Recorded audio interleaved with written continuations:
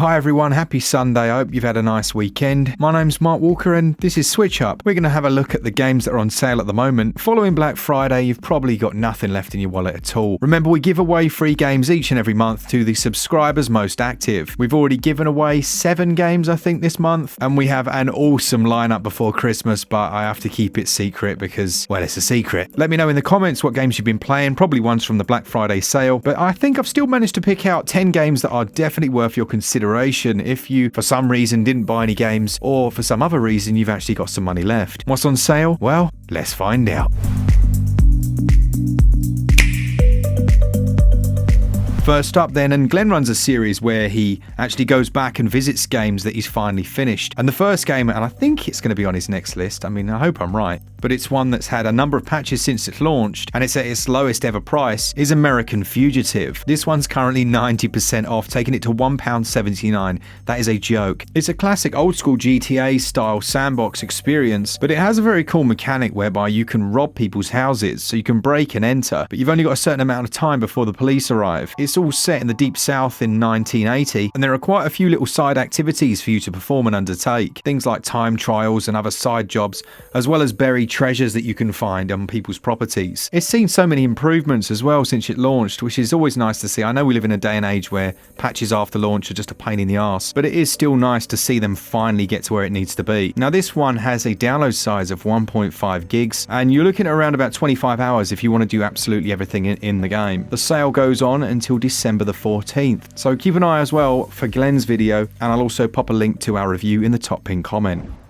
Absolute hidden gem material next. We've got Kave Adventure. Again, 90% off, taking it to just over £1, which is £1.79, an absolute bargain, and that's until January the 2nd. This is by far the lowest it's ever dropped, and you'll find that a lot of the sales we're talking about today are games that skipped the Black Friday because it was just a C, and everyone was getting, your game wasn't getting shown, and they're advertising now, which is probably quite wise. But this is less than half of its previous lowest price, or should I say more than half? I don't know, my brain's all skew with. It's a side-scrolling platformer with 36 lovely levels, very much Donkey Kong style. There are 30 different enemy types here. It has that 2.5D art style as well, which I do enjoy when it's done right. And it's a 3.2 gigabyte download. You've also got a jetpack, so there is that. It's not the longest, as a good platformer in my opinion shouldn't be. It's around about 5 hours, and 5 hours for £1, yeah, we will take that. That sale goes on until January the 2nd.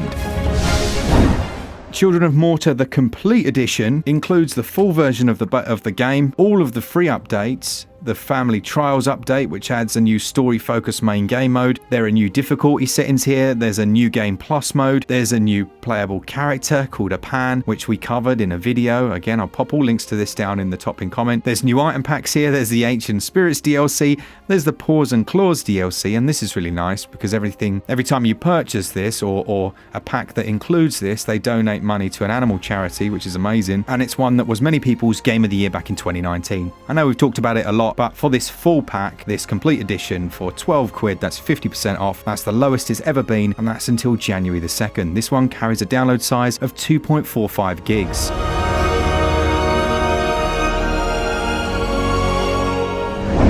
Next up then, we've got, I think it was one of my earliest reviews ever on the channel. It's Ginger Beyond the Crystal. This, if you took an N64 game and released it in when did this come out? 2019? Man, this came out in 2017. Wow, this is quite an old one. But if you took an N64 game and released it in 2017, that's what you'd get. You'd get Ginger Beyond the Crystals. It's very simplistic. It's pretty cliche, but there are 3 different worlds here to repopulate. There are 15 levels, as well as 15 hidden bonus levels. A nice little soundtrack, but it feels like you're stepping back in time in a way and just playing something that's there for the fun, for the platforming, without being too in your face or over the top. This one carries a download size of 5.9 gigs, and it's 75% off, so that's £4.49, which is also its lowest ever price, and that's available until December the 16th. A really good pickup if you've got kids.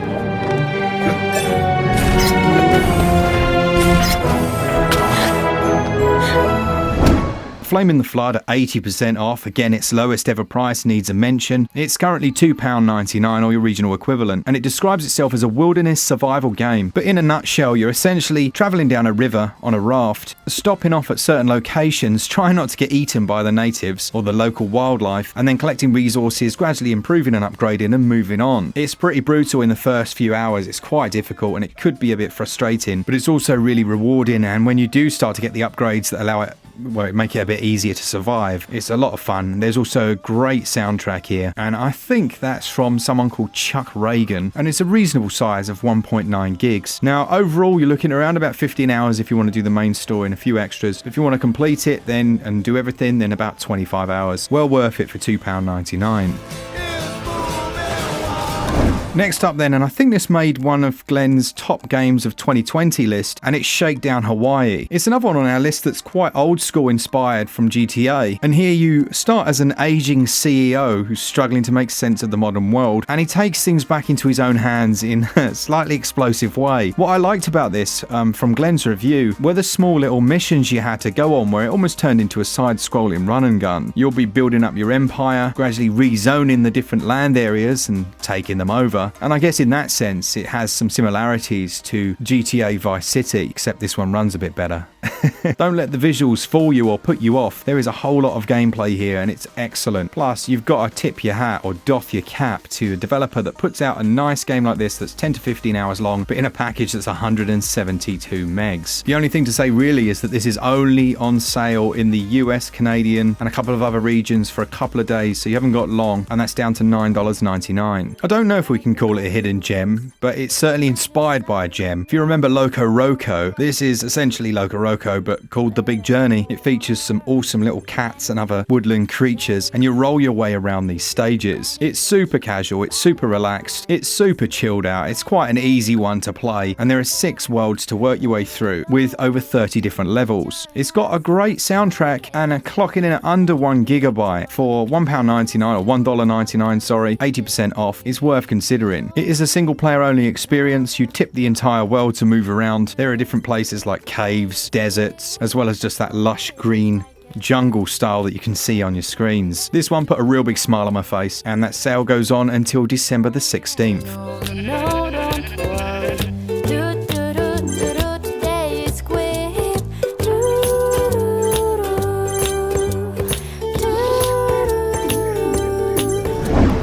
Probably one of the best games on this list is For the King. Now this is 70% off, that's the lowest it's ever been on sale, and that's until December the 14th. It describes itself as a strategic RPG that blends tabletop and roguelite elements. And something that some people don't realise is that there's actually full co-op here. You can play with up to 3 people on one console. There's turn-based combat here, and the roguelite is more linked to the fact that every time you play through, things and events and quests are slightly different. It's all set in the world of Far Rule, and I'm hoping to be able to get my brothers together and we sit and play through this. One of them's gonna have to sit out and just, I don't know, have a drink or something, but 3 of us can just work to try and play through this one in co-op, which I think is going to be pretty damn sweet at Christmas time. Now it's 1.06 gigs, and as I say, that sale goes on until December the 14th. There is a physical which is usually reduced as well if you're interested to go that route.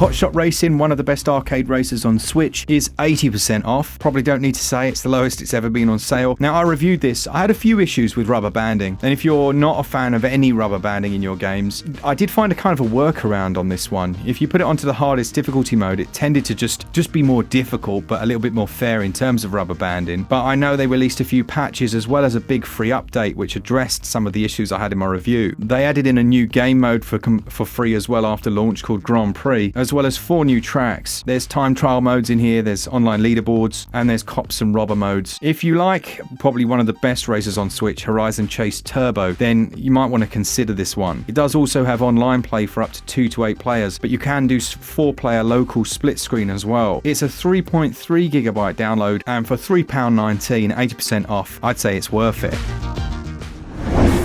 Alright, my hidden gem of the week then, and it'll be hidden gem for quite a few of you, I should imagine, but not all of you. It's the Bug Butcher, and a lot of you are going to look at this and go, nah, not interested, not my cup of tea. Oh, look at those graphics, whatever. But if you played the games Pang or Pang Adventures from back in the day, it's very similar to those, but it's excellent. It's really well done. The developer Awfully Nice Studios have just done such a good job. There's also 2-player here, and if you've got someone else to play with, this one will eat your time as you try and get those high scores. There are 30 different levels, but there are also boss fights in here as well, which is something you don't really tend to see in this style of game. Couple that with online leaderboards and trying to be the best in the world, as well as I personally think this visual style is lovely. It'll be remiss of you not to give this one a bash, especially as a good fun action-oriented co-op Christmas game. It's 218 megabytes to download, so it's tiny, and I love this. I've played this for, well, it's been out since 2018. I've played a lot of this one, and that sale, it goes on until December the 12th.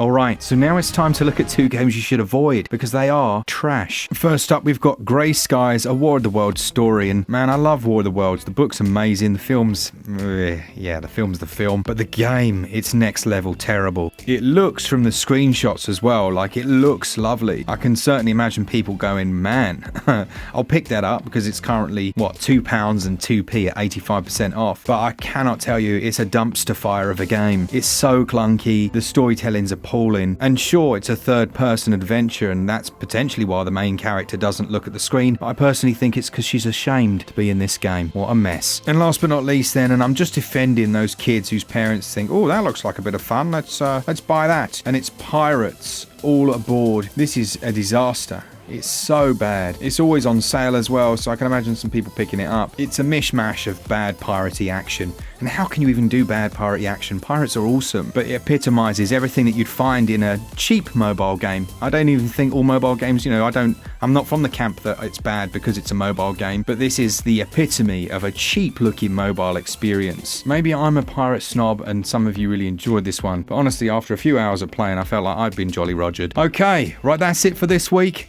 Thanks so much for watching. I've just realised what I've just said.